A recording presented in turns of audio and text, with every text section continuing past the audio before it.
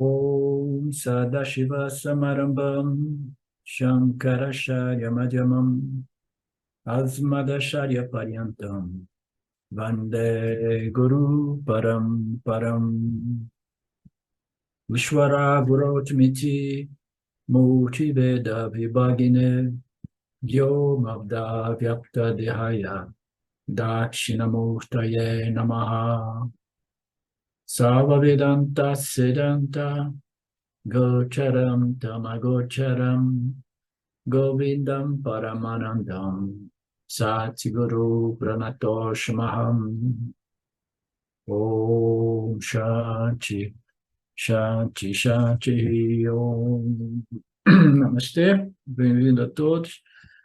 Estamos de volta aqui na Beleza do Gita.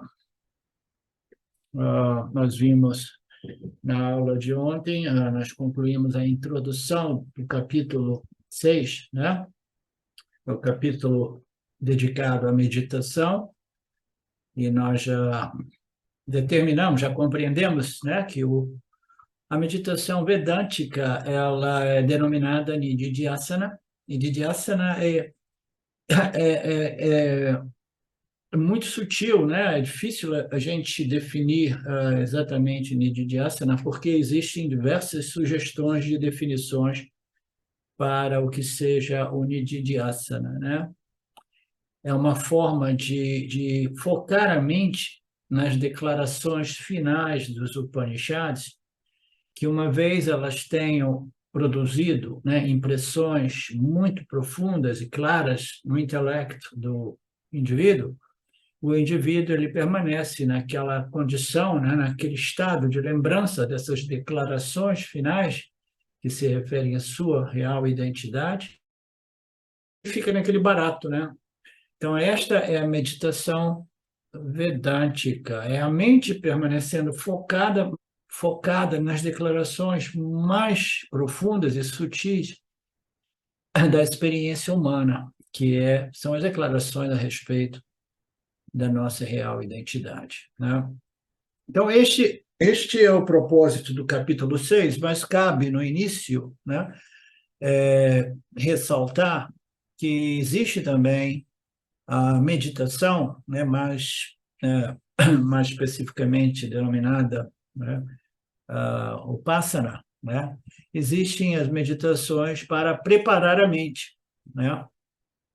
E como nós dizemos, né, vocês me ouviram dizer já algumas vezes, né, o problema, a dificuldade é que você precisa de uma mente minimamente meditativa para fazer meditação, né? Então, a meditação se torna, né, principalmente como introduzida no Ocidente, né, uma tarefa muito difícil, né, muito difícil, porque a mente precisa estar preparada, né? Isso nos conduz à visão completa do Vedanta, né, que apresenta naturalmente o Karma Yoga, o Dharma Yoga, né, em primeiro lugar. É por isso que no Gita você não vê o Krishna Guru apresentando a meditação no capítulo 1 ou 2 ou 3. Ele apresenta Jnana Yoga e Karma Yoga, né? Tentando ajudar Arjuna a compreender algo que possa permitir a ele exercer o seu papel como general do seu exército e agir. E aquela ação era fundamental para a preservação do Dharma, sem o qual a vida perde o seu propósito, que é interagir, né, e nos libertarmos do sofrimento psicológico humano, né? Então, a meditação vedântica, né, no final das contas, é o Nididhyasana, mas no Gita nós abrimos uma concessão à meditação preparatória. Por quê? O Karma Yoga é muito superior, segundo a minha opinião e a opinião de muitos, é superior ao Upasana, né? É uma yoga natural, né, que nos permite converter as nossas ações do dia a dia em sadhanas espirituais, né, desenvolvendo uma certa visão, atitude, espírito, né, de entrega, de dedicação, né, ao Criador, né, dando de volta para o campo, né, alguma contribuição, já que nós recebemos tudo dele, desta inteligência suprema, né? Então, o Karma Yoga, naturalmente, ele vai converter as nossas atividades do dia a dia em práticas espirituais, né? E aí, esta preparação, ela naturalmente, ela precede, né, a yoga, né, também de preparação, chamada, né, de Upasana, né, ou Dhyana, né? Então, a meditação, que inevitavelmente requer um objeto de meditação, ela serve principalmente para desenvolver uma mente mais focada, né? E o Karma Yoga, ele produz este foco, mas num modo muito mais amplificado, porque o indivíduo ele vai desenvolvendo uma percepção, visão de que toda essa manifestação é o Criador, né? Manifesto como o universo, desenhado e mantido através de sua inteligência suprema, seu conhecimento supremo, e aquilo vai permitir ao indivíduo uma expansão mental monstruosa que ele vai permanecendo sempre focado, que é o objetivo dos upassanas, né? Mas sem precisar de reduzir o Criador num símbolo único, por exemplo, né? Você pode reduzir o Criador na imagem de Krishna que você tem no seu quarto. Aí você fica focado, meditando, focando, fazendo o exercício de trazer a mente a um objeto de foco, né? Então, pode ser uma imagem de Krishna no seu quarto, mas pode ser um desenvolvimento, uma expansão mental que você começa a ver Ishvara como a totalidade da manifestação, e aí você desenvolve aquele espírito do Karma Yoga, aquele espírito de gratidão que te compele, né, a doar, né, a dar alguma coisa de retorno para o campo, a dedicar as suas ações. E o que é mais importante, não somente o Karma Yoga vai produzir este foco que é tão falado, né, como necessário e possível através da prática do Upasana, né, da meditação preparatória, né, produzir este foco, mas irá produzir uma renúncia importantíssima, né? Quem que pode me lembrar qual é a renúncia que o Karma Yoga vai produzir?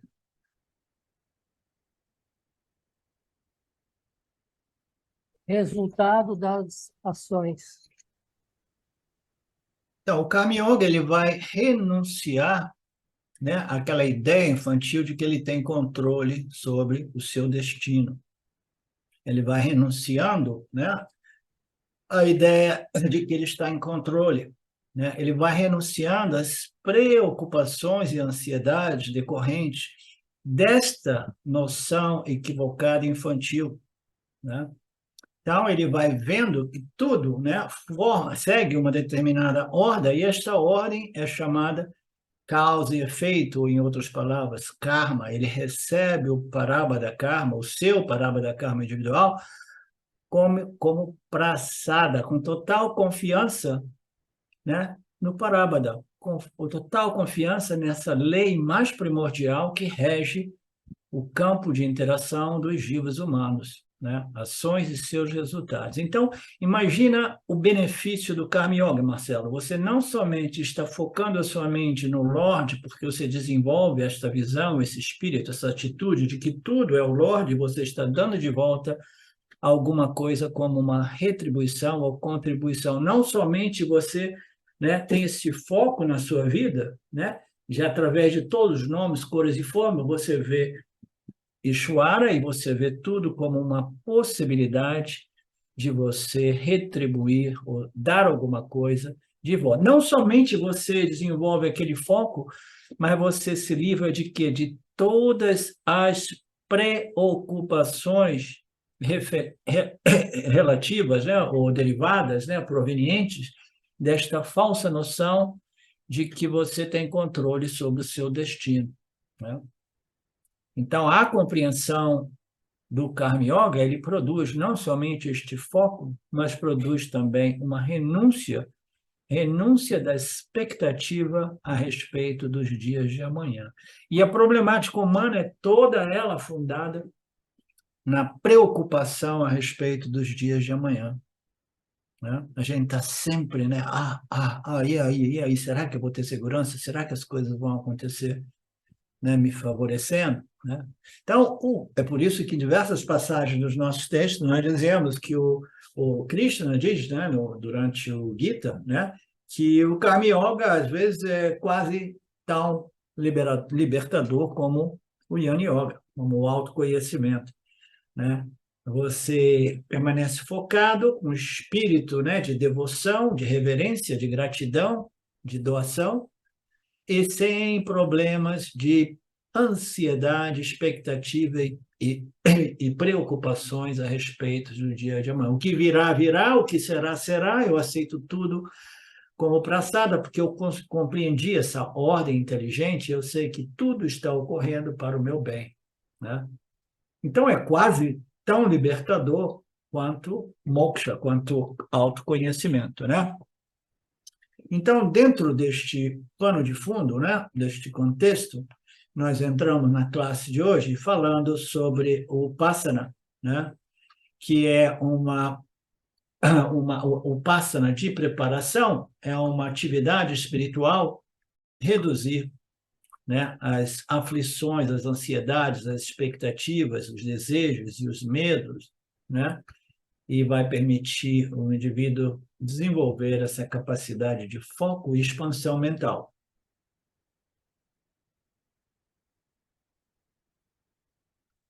Então, nós vimos tudo isso, vimos o Swamiji apresentando algumas passagens de alguns dos nossos Upanishads, né, que fazem referência a isso, né?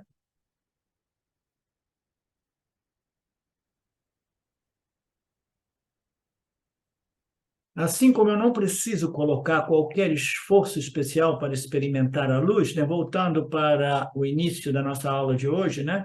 Para aquela passagem ali no qual nós estávamos, eu tenho que dar um passo para trás, né? Porque antes o Swami estava dizendo que não se confunda, não pense que o Vedanta é teoria e prática, e você, depois de saber que você é Brahman, ou depois de você saber tudo a respeito de Brahman, você quer experimentar Brahman objetivamente. Não, você jamais vai experimentar Brahman, porque Brahman é a sua real natureza intrínseca, não é um objeto que você possa experimentar, né? E quando nós colocamos isso, colocamos de modo muito claro que a consciência, a existência, né, de natureza não limitada, que é a nossa real identidade, ela jamais pode ser experimentada objetivamente, porque ela é a natureza intrínseca absoluta do experienciador, né? O experienciador é diferente do experienciado, né? Ele vai experienciar objetos deste mundo, né, objetivo, mas ele, em sua real natureza, jamais aparece no mundo de forma tangível. Do mesmo modo, uma câmera fotográfica, ela jamais aparece numa fotografia. Antes nós temos essas máquinas que programam, né, para fazer a fotografia, né? Nós dizíamos que o fotógrafo nunca aparece na fotografia. O conhecedor nunca aparece no conhecido. O real experienciador jamais aparece no conhecido. Então, nós não podemos experimentar a natureza deste conhecedor. Mas, ainda assim, nós podemos experimentar esta existência, por quê? Ela é autoevidente, né? Ela é autoluminosa, ela é autorreflexiva, né? Ela é autoconsciente, e quando nós acordamos de manhã cedo e nós dizemos, aqui estou eu de novo, eu sou, eu existo, meu galo está cantando. Então, naquele momento, né, eu experimento o quê? Eu experimento um pensamento, e o pensamento somente é possível se ele for abençoado pela consciência. Então, a consciência é aquilo que nós experimentamos todo o tempo, assim como nós experimentamos a luz que revela a minha mão, né? Mas a gente desconta a luz porque a luz, né?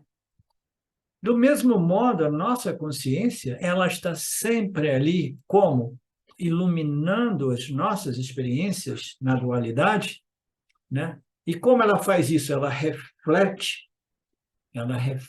no nosso corpo sutil, né? No nosso corpo astral. Quando ela reflete, ela produz esse fenômeno chamado o intelecto humano.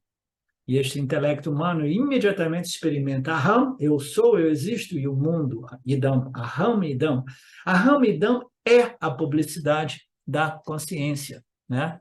Ele aparece lá, né? Muito embora ele apareça, eu sou, eu existo, e quase que invariavelmente, eu sou, esse existe, se identifica com o instrumento, que é o corpo-mente, e aí ele se volta para o mundo exterior, mas ainda assim, esse eu sou, esse existe, eu existo, esse aham, é a primeira modificação que ocorre na consciência original, e o propósito dele é fazer publicidade da consciência real, da consciência plena, da consciência absoluta, como queremos dizer, né?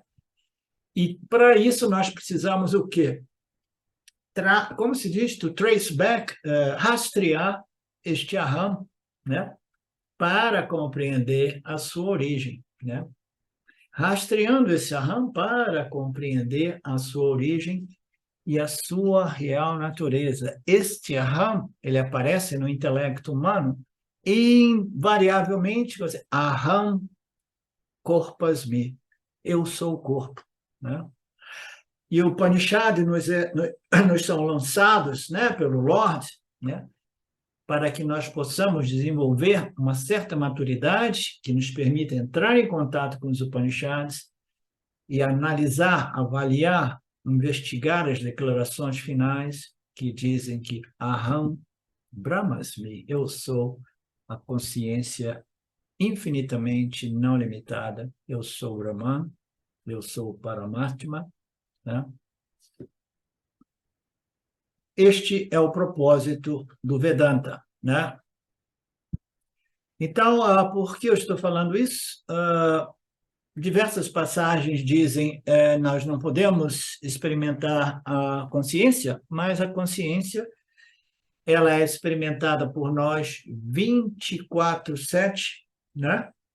Mas a gente não se dá conta. Mas ainda assim, o que a gente experimenta não é realmente a consciência, porque a consciência não pode ser experimentada objetivamente, né? A gente experimenta objetivamente o reflexo da consciência original. O reflexo da consciência original é o aham, eu sou, eu existo, e eu sei que eu sou, eu sei que eu existo. Então, a gente experimenta, né, este pensamento aham. E a gente precisa redefinir este aham, né, convertendo este aham, corpusmi, para aham brahmasmi.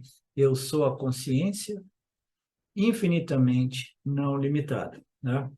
Então, nós experimentamos essa consciência sempre, porque ela é, né, sempre presente, jamais não presente, né? Iluminando o corpo-mente, vivificando o corpo-mente, abençoando os nossos pensamentos, né?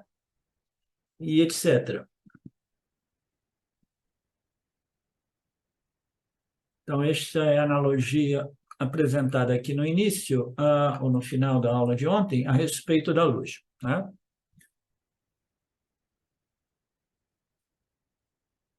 Assim como eu não preciso fazer nenhum esforço para experimentar a luz, eu não preciso fazer esforço para experimentar a mim mesmo como consciência.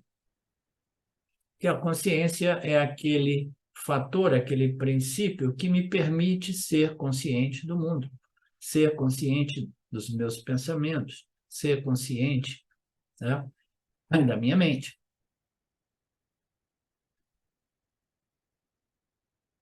Esta consciência é auto-evidente e ela ilumina e revela, né, o mundo objetivo quando refletida no meu corpo sutil.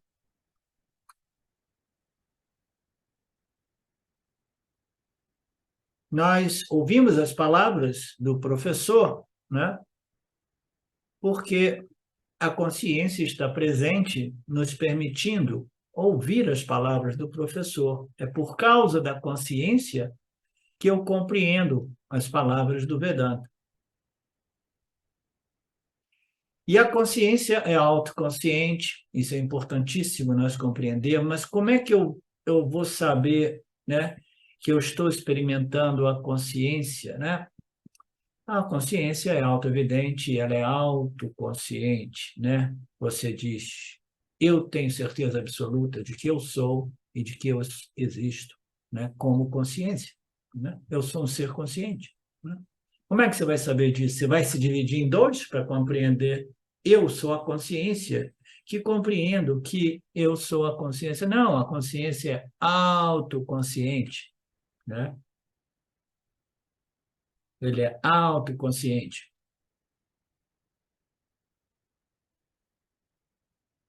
Então, como nós não podemos fazer nada para experimentar e conhecer esta consciência, né? Para que a gente vai fazer a meditação preparatória que serve o objetivo de preparar o intelecto para o Nididhyasana do Vedanta, né? Se nós não jamais seremos capazes de experimentar Brahman, experimentar a consciência, para que todo esse esforço? A consciência está ali 24/7, brilhando, né, no meu intelecto. E agora eu entendi. Olha, você aqui, sempre aqui, hein? Nossa! E eu procurei por você por 50 anos e agora me dei conta, você está sempre aqui. Então, o que a gente precisa fazer? A gente fecha os nossos livros, fecha o nosso computador, acaba com essa aula, porque nós já entendemos que a consciência é jamais não presente, está sempre ali iluminando, né, a minha experiência de mim mesmo e do mundo. Então, para que a gente faz todo esse esforço espiritual? Não é para experimentar a consciência, mas é para experimentar os frutos do autoconhecimento. O autoconhecimento, ele é autoconsciente. A consciência é autoconsciente. Então, quando você compreende que eu sou, eu existo e eu não posso negar a minha existência consciente, né? Então você já obteve essa clareza de percepção, compreensão de que você é aquilo que brilha através dos três estados, sempre, né? Mas não basta saber disso. Nós queremos esse conhecimento de modo tal que nós possamos colher os frutos deste conhecimento. Então, todos os nossos esforços espirituais servem ao propósito não de produzir a consciência e nem mesmo de produzir o conhecimento de que eu sou um ser consciente, né? De que eu sou a consciência ilimitada, mas os esforços nossos servem ao propósito de permitir que nós possamos experimentar a nossa natureza Ananda, né? Vocês lembram os três terços, né, da iluminação? Eu sou a existência, eu sou a consciência e eu sou de natureza una, não dual, portanto, ilimitada, Ananda, né? Então, tudo aquilo que a gente faz, em termos de Nididhyasana ou Upasana, tem como objetivo, né, nos permitir experimentar a nossa natureza Ananda. Ananda é o fruto, são os frutos deste autoconhecimento firme, claro e livre de dúvidas, né? Este é o benefício e nós queremos experimentar este benefício, né? Algumas pessoas, elas têm esse impulso porque elas são amantes da verdade, mas lá no fundo, todos nós queremos experimentar a paz, né? A satisfação, a alegria, né? O amor, a compaixão, né?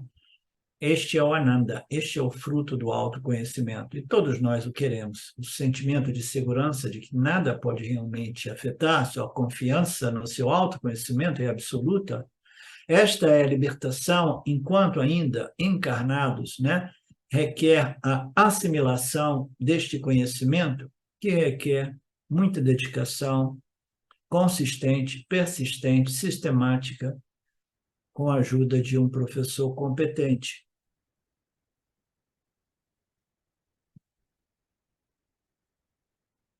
Portanto, a Upasana é a meditação que prepara, número 1. A número 2 é a meditação que vai produzir o quê? Não uma experiência de Brahman, mas vai produzir o quê? Um conhecimento de firme convicção. Ok? Primeira meditação, ela prepara a mente, e a segunda produz o autoconhecimento. E o autoconhecimento é o início de um outro processo, que é o processo de assimilação e internalização, que irá nos permitir desfrutar dos frutos deste autoconhecimento, que é o Yanam Palam, Atma Yanam Palam. Esta é a meditação vedântica, fundamentalmente, Nididhyasana, mas como eu estava dizendo no início, no Gita, o Lord Krishna, né, sabendo que ele está lidando com Arjuna, que é um grihasta, que é uma pessoa do mundo, né, e compreendendo, né, que as pessoas que vivem no mundo, né, acima de tudo, elas precisam da ciência. Por quê? Porque a preparação ela precisa ser feita de modo mais espontâneo e natural através da compreensão das leis do karma, né? Portanto, a meditação vedântica inicia com o Vipassana e se conclui com o Nididhyasana, né?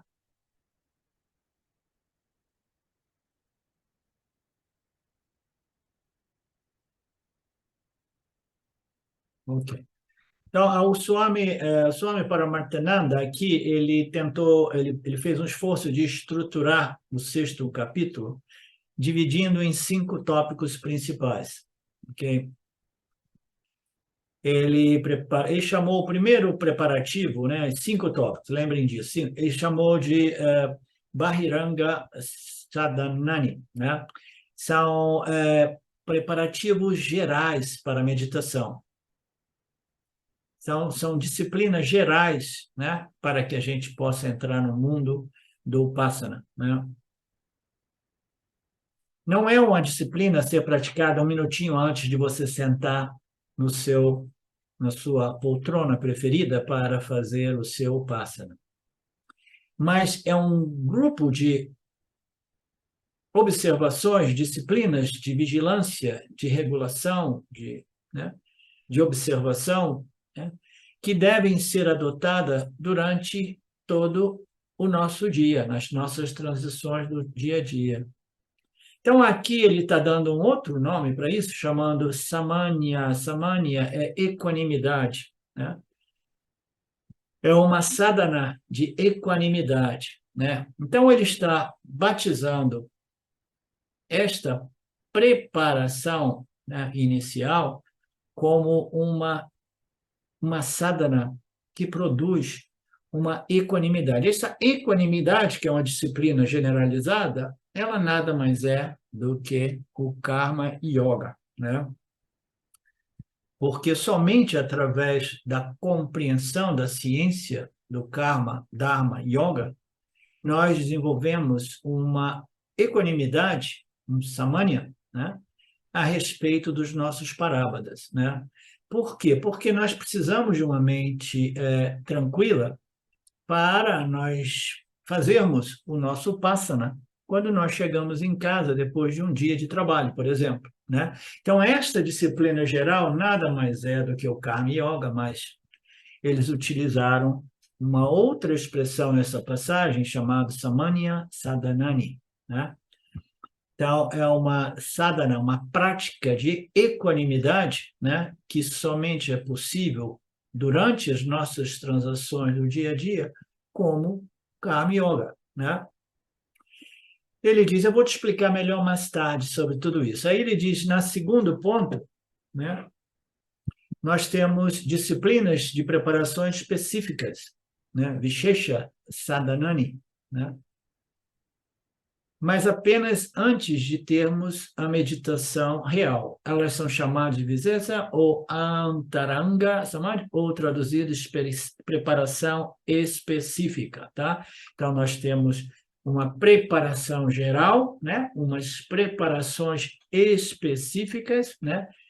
E se vocês... eu não vou nem antecipar, ele vai elaborar bem depois. Então, o terceiro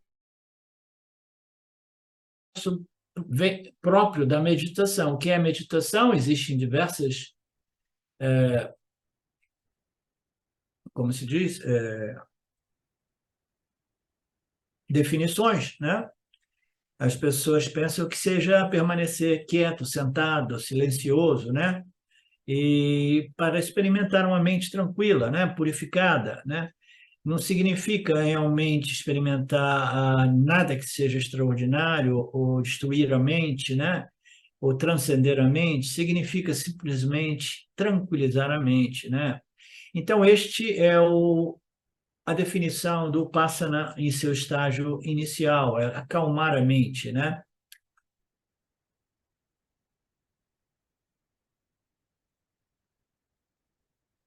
Nós, né, ele não está entrando no mérito das definições do que seja meditação, mas eu estou antecipando alguma coisa. O quarto tópico é observar, e tudo isso vai ser exposto, né, desdobrado nesse capítulo 6. O quarto tópico é o benefício que nós obtemos da meditação, de Anampalam, né? Que não são poderes extrasensoriais, não são poderes esotéricos, místicos, né? Mas são simplesmente qualificações, né? Um certo paz, né? Uma certa qualidade mental, intelectual, emocional, que permite ao indivíduo, né, entrar no Nididhyasana final do Vedanta, né? O quinto, né, é quando você passou por tudo isso, né? Você compreendeu até mesmo o benefício, compreendeu o processo, compreendeu o que você deve fazer para se preparar para o Vipassana, etc, etc. No quinto, você se encontra com alguns obstáculos, né? Então, é aprender a identificar os obstáculos e removê-los com a medicina, né? O remédio adequado, né? Como lidar com esses obstáculos, né?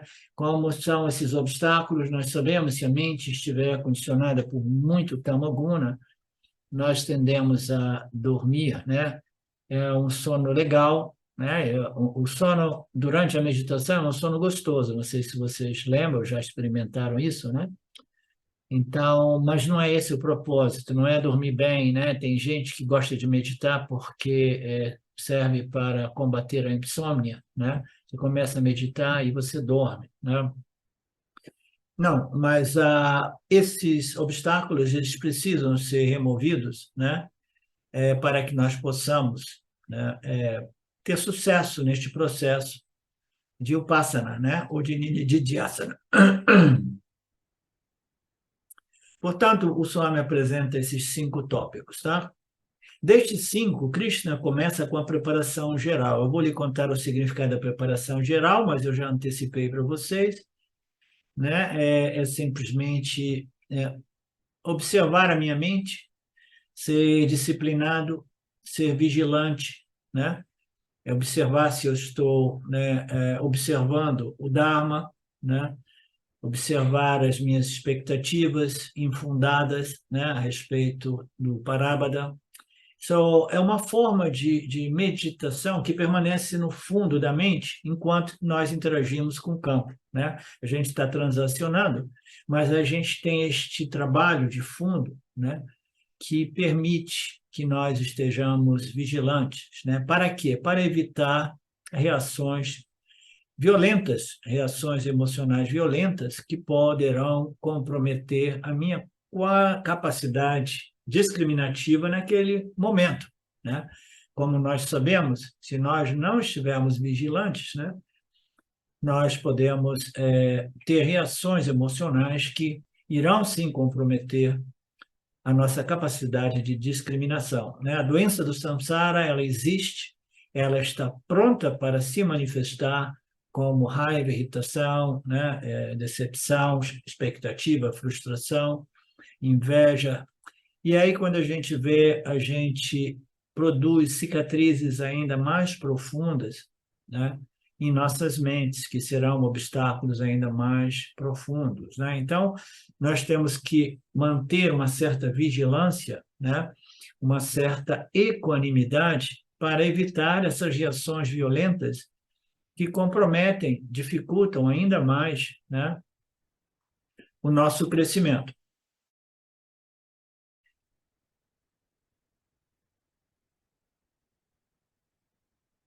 Então, o Swami está dizendo aqui, ele faz uma analogia bacana, né? É que ele diz assim, nós temos quantas mentes? Nós temos uma mente. Nós temos uma mente somente e nós temos diversos estados mentais, né? Então, a gente não pode passar de um estado mental de extremamente estresse e reações violentas, emocionalmente falando, né? Perturbadoras, né? E agora dizer assim, cheguei em casa, agora eu vou meditar, né? Ah, tudo bem, não vou jantar não, vou direto fazer a minha meditação, né? Então, o que que eu faço? Eu pego aquela mente, a mente estressada, né, irritada, raivosa do dia a dia, né, cheia de cicatrizes, eu boto ela na prateleira e pego a minha mente meditativa, e agora eu vou meditar. Então, o Swami, muito brilhantemente, está apresentando para a gente, né, em analogia, o fato de que nós somos uma mente, somente uma mente, e se nós queremos, né, praticar o Passana ou Nididhyasana no final do dia, nós precisamos cuidar de nossas mentes, porque as nossas mentes são somente uma mente, né? Se nós não cuidarmos dessa mente durante o dia, o passa no fim do dia se torna impossível, né? Então é muito simples, como os exemplos do Swami, né? Ele nos dá esses insights maravilhosos, né? Ele diz que o que existe lá na mente frustrada, decepcionada, né? Elas são como bolhas, né? Que vêm à superfície da água sempre que elas se libertam, né? E o Swami passa por aqui dando diversos exemplos, né? Que durante um dia a dia nós estamos tão ocupados, né? Respondendo aos estímulos, respondendo aos estímulos, que essas vasanas, essas tendências, né, mais perturbadoras, né, elas não vêm à superfície. Por quê? Porque nós estamos muito ativos, a mente consciente está muito enganjada com o campo e não permite que essas bolhas, né, essas coisas que residem no porão da mente venham à superfície, né? Mas o que ocorre? No momento que eu vou meditar, se eu tive um dia realmente intenso, né, aquelas bolhas, elas irão aparecer na superfície da minha mente, né? Então, tudo aquilo, todas aquelas marcas, aquelas cicatrizes, né, aquelas perturbações, aquelas brigas, aqueles conflitos, se eles não apareciam antes, porque eu estava muito ocupado, agora elas aparecem na minha mente e elas representam um enorme obstáculo, né? No momento que eu quero sentar para meditar, todas as lembranças vêm à tona, né? Os distúrbios emocionais violentos durante o dia, né? Por mais sincero que eu seja, a meditação não funciona. Por quê? Porque eu possuo somente uma mente. E durante o dia, essa mente é bombardada por eventos e experiências, sem estar preparada com aquela força, com aquela equanimidade capaz de lidar com essas interações, né? E não produzir as cicatrizes, né? Que mais tarde elas se manifestam durante a minha meditação. Esses impactos, né, emocionais, né, produzem essas energias perturbadoras, né?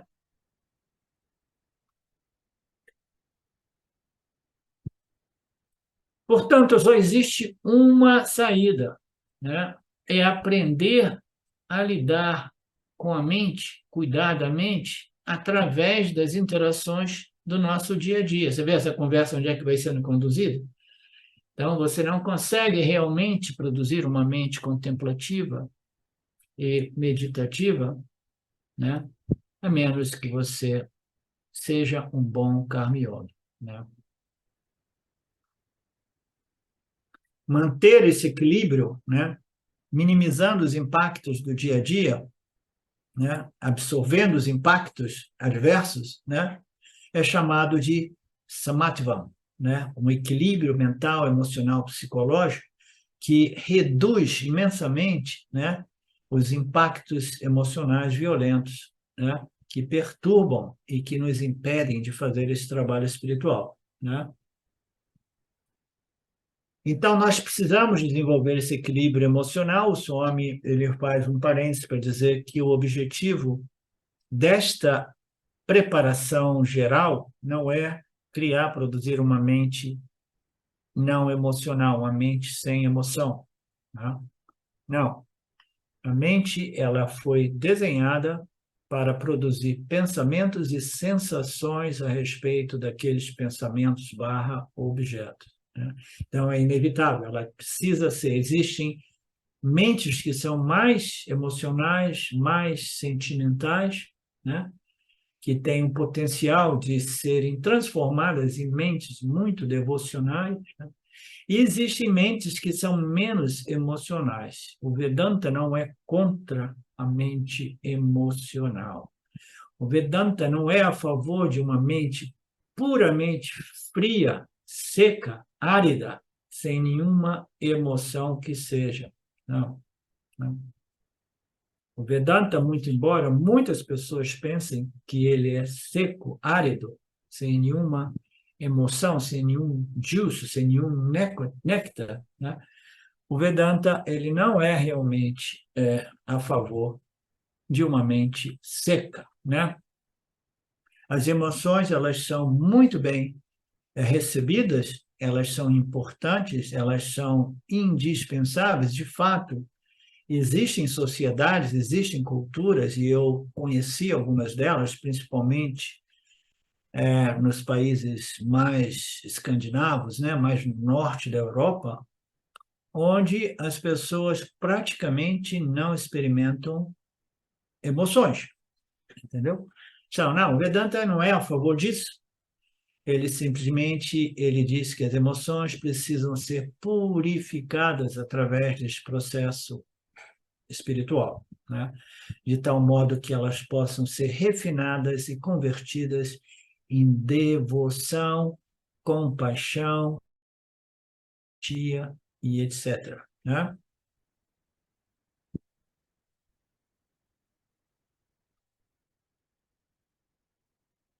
Portanto, a primeira preparação quer dizer aprender a lidar com o mundo mantendo a sua mente equilibrada. Uma mente livre de desequilíbrio emocional, de reações violentas.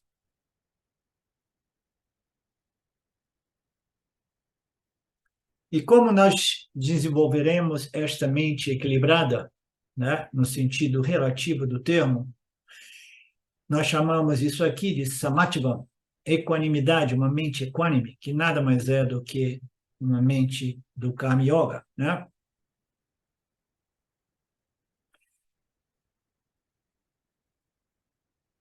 Eu tenho as minhas preferências, mas eu não sou deprimido e raivoso quando as circunstâncias são dolorosas e nem eu perco meu equilíbrio quando as situações são extremamente favoráveis, né? Essa é a equanimidade. É um domínio, um equilíbrio mental. Portanto, samatva, que só pode ser obtido através do Karma Yoga, que é comumente obtido através do Karma Dharma, é a pré-condição para que nós possamos entrar na meditação preparatória que, por sua vez, irá preparar a mente para a meditação que revela a real natureza do eu, que é o Nididhyasana, né? Este Samatva é a pré-qualificação. E o que é essa pré-qualificação? O Krishna Guru enfatizou isso nos versos 2, 3 e 4, né? Na medida que ele né, desdobrou o Karma Yoga. Ou Arjuna permanecendo no yoga, abandonando o apego, no verso 2, e permanecendo mesmo no sucesso e no fracasso, realize ações. A equanimidade é chamada de yoga, e esse yoga se refere, né, à força, o equilíbrio mental e emocional derivado do espírito e da atitude do Karma Yoga e da compreensão, né? O Krishna apresentou este modo equânime de vida como o Karma Yoga. Karma Yoga é o meio para obter equanimidade. Karma Yoga, em realidade, é Samatva, né? Portanto, nos 3 primeiros versos, Krishna fala somente sobre Karma Yoga. O verso 1 ao 3, ele está falando sobre Karma Yoga. Por isso eu introduzi o Karma Yoga no início desse verso 6, como a primeira sadhana espiritual que o Swami Paramarthananda, por qualquer modo, preferiu omitir. Somente então eu vou ter este equilíbrio que me permita entrar na minha sala de meditação, né, sem haver todas aquelas problemáticas emocionais que me impedem, né, de fazer o meu trabalho. Problemas no escritório, problemas com o namorado, problemas com a esposa, problemas com os vizinhos, né? O Karma Yoga já foi profundamente, né, devidamente explicado pelo Lord Krishna, e o Karma Yoga ele aparecerá até o capítulo 18 do Gita. Nós temos 18 capítulos, e o Gita inteiro apresenta Karma Yoga, Dharma Yoga, é uma concessão para o Upasana Yoga como yoga de preparação neste capítulo 6. Esta é a primeira preparação, é a preparação geral que obtemos através do Karma Yoga. Portanto, com este pano de fundo, nós vamos entrar no verso 1. O Senhor Lord Krishna disse: aquele que executa ação a ser realizada sem expectativa do resultado é um verdadeiro sannyasi. Ele não é um sannyasi somente que renunciou aos rituais védicos, mas ele é um sannyasi de verdade. Ele é um yogi. Ele é um yogi e não somente um renunciante de atividades. Então, agora aqui nós temos que observar que o Krishna Guru ele vai querer exaltar a yoga como a yoga de preparação, né? Ele vai exaltar de aparecer essa yoga de preparação como superior ao Yana Yoga, ok? Mas ele está fazendo isso com um determinado objetivo. Não significa, literalmente, que ele considere esta yoga, o Karma Yoga, a yoga que produz a preparação, que produz, né, a equanimidade, samatva, né, como superior às outras yogas, né? Então, ele diz que aquele que executa a ação como um Karma Yoga, sem nenhuma expectativa a respeito dos resultados, este sim é um verdadeiro sannyasi. Os sannyasis formais, eles renunciam todos os rituais védicos e eles se concentram no estudo das escrituras associados a um ashram ou a um gurukula, aqui e ali. Eles abandonam as interações com o mundo, eles abandonam as suas posses, eles modificam, né, o seu vestimento, né, e eles simplesmente são ditos os sannyasis formais. Mas aqui o Krishna está dizendo que o Karma Yoga é realmente o verdadeiro sannyasi.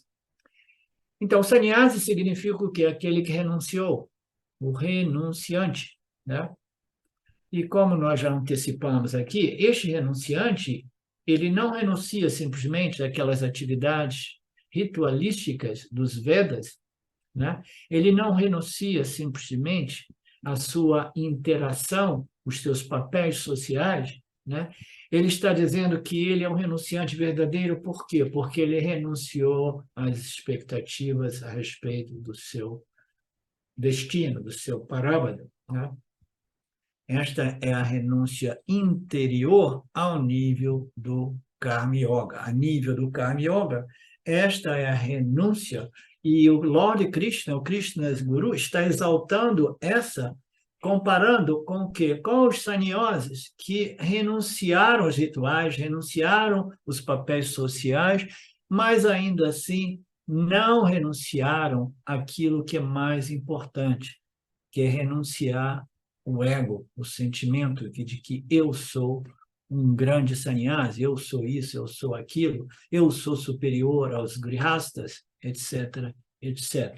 Então, ele está provocando os sannyasis, né, ao exaltar o Karma Yoga, dizendo, vocês aí, vocês não são realmente, vocês renunciam os rituais, vocês renunciam a família, vocês renunciam o trabalho, vocês se vestem deste modo, vocês vão para o ashram, ficam ali o tempo todo estudando as escrituras, etc., mas vocês ainda não renunciaram àquilo que é mais importante. Portanto, o Karma Yoga, pelo menos, eles renunciaram, né, às expectativas a respeito dos seus parâmetros, né? Então, ele coloca o Karma Yoga como superior ao sannyasi, que renunciou muitas coisas, mas não renunciou, aquela renúncia interior ainda não ocorreu. Tá? Então, ele não renunciou somente às atividades, ele é realmente um verdadeiro renunciante, né?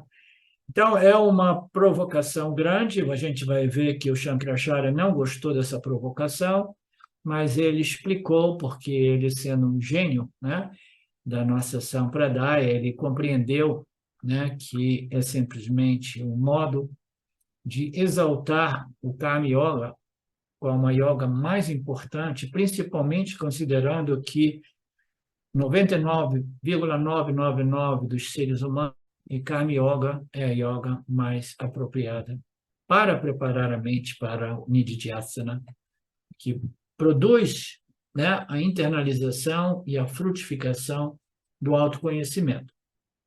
Então, nós voltamos em 10, né? Om Purnamada Purnamidam Purnamudachyate Purnasya Purnamadaya Purnameva Vashishate Om Shanti Shanti Shanti Om. Namastê. Olá, queria trazer aqui para vocês o quanto eu tenho me beneficiado dos ensinamentos do Vedanta. Esses ensinamentos do Vedanta, eles mudaram a minha vida, o meu estilo de vida, né?